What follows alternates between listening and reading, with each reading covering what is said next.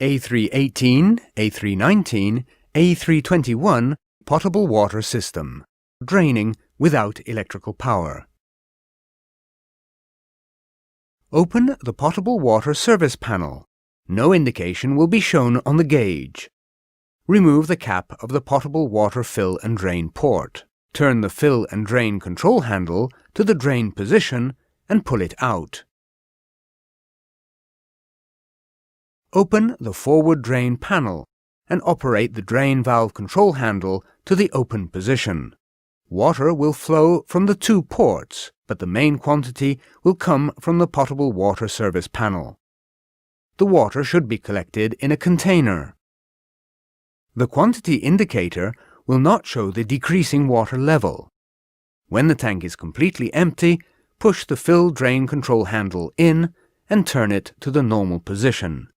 Note, the handle does not return to the normal position automatically. Clean and dry the fill and drain port.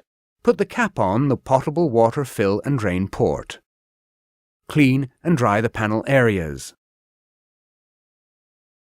Close both panels and clean them.